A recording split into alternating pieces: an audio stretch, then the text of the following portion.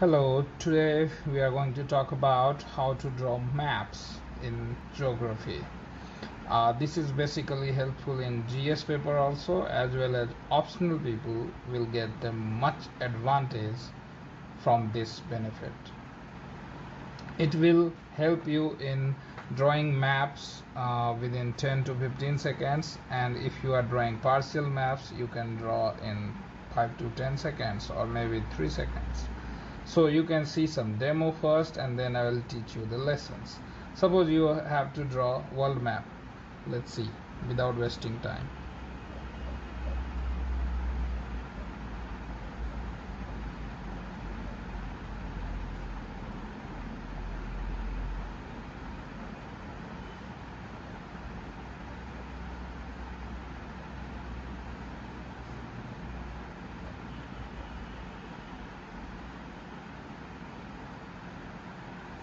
It's done.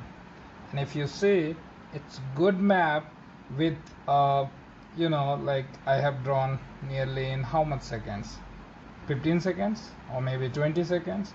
And if you master this art, you are going to get good marks in your optional as well as GS paper.